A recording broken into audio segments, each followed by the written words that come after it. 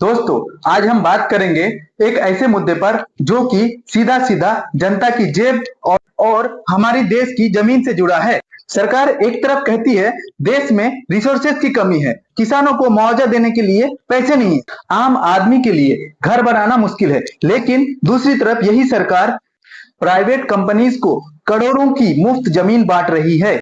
आखिर ये सरकार किसकी है, जनता की या फिर पूंजीवादियों की? अभी हाल में हुए बिहार के भागलपुर का ये मामला देखिए। मेरा सवाल आपसे यह है कि ये 1 रुपया है मेरे पास, 1 रुपए में क्या मिलता है? आपका जवाब होगा कुछ नहीं मिलता है। लेकिन अगर संयम है कोतवाल तो डर काहे का। इसी हरिणकोला के आसपास, इसी भागलपुर में सरकार ने 1020 एकड़ जमीन अडानी पावर ग्रुप को 1 साल के लिए 1 रुपए की लीज पर दी है। ये जमीन 30 साल की लीज पर दी गई है, यानी 30 रुपए में 30 साल तक 1020 एकड़ जमीन अडानी को सरकार देगी। उस पर पावर प्लांट लगेगा, बिजली बनेगी और वो बिजली इन गांव को फिर से बेची जाएगी और जाहिर सी बात है ऊंची दर पर बेची जाएगी, क्योंकि कोई भी कंपनी अपना मुनाफा ही देखती है। ये पूरा आम का बाग है और लगभग कितने पेड़ होंगे? 10 लाख 10 लाख पेड़ 10 लाख 10 लाख पेड़ हैं और ये 10 लाख पूरे पेड़ काटे जाएंगे। वो जो एक कैंपेन आप देखते हैं ना, एक पेड़ माँ के नाम, यहाँ पर ये 10 लाख पेड़ काटे जाएंगे अडानी के नाम। जब भी किसी राज्य में इलेक्शन होने वाला रहता है तब वहां की सरकार किसी न किसी प्राइवेट कंपनी को जमीन मुफ्त में बांटती है। आखिर इसके पीछे क्या कारण है? क्या बिहार में आने वाले इलेक्शन में वहां की सरकार को अडानी से फंड तो नहीं चाहिए?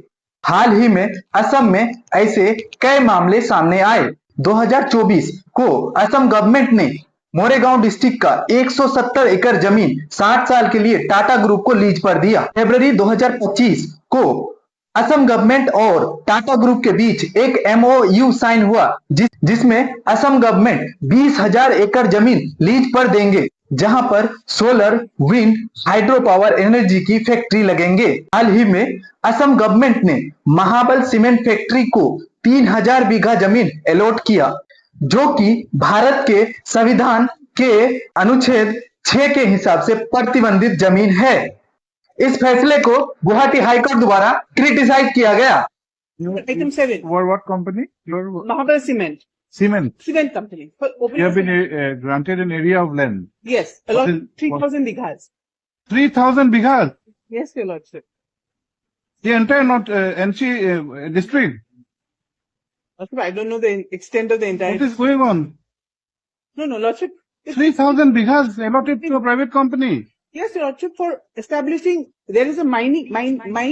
We know, madam. We know about something about NC. It's barren land and it's, We know how barren is NC Hills. lordship, 3,000 bighas. the What kind of council- decision is this? Lordship, I'll show you the, They will have a fine over there. Yes. For the limestone. Mr. Sharma, 3,000 bighas?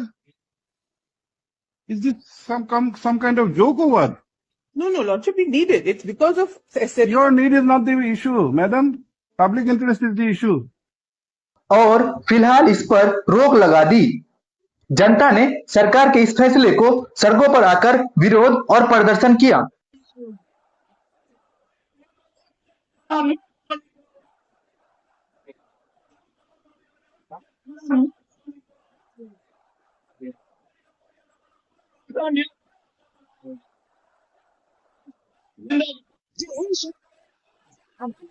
আমানে মাটি দি আছে কৰি আছে উদ্যোগ স্থাপনৰ কাৰণে দি আছে। এইটো কোন চৰকাৰ নীতি?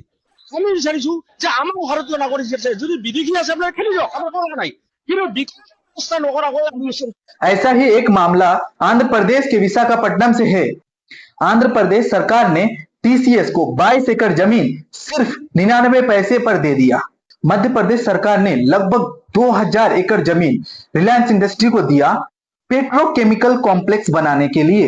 सरकार ऐसे ही मुफ्त में पूंजीपतियों को जमीन बांटते हैं, लेकिन जब किसान खेती के लिए जमीन की मांग करते हैं तो उन्हें भूमि अधिग्रहण, मार्केट वैल्यू और कानूनी पेच दिखाते हैं। गरीब को एक छोटा सा प्लॉट खरीदने के लिए भी लोन, कर्जा और ब्याज का चक्कर काटना पड़ता है। लेकिन जब बात प्राइवेट कंपनीज की आती है तो सरकार कहती है ये लो आपकी जमीन मुफ्त में काम कीजिए, देश की जनता का माल आपके थाली में। कहा जाता है ये जमीन फैक्ट्री लगाने के लिए दी जाती है जिससे कि रोजगार आए, विकास हो। लेकिन क्या सच में ऐसा होता है?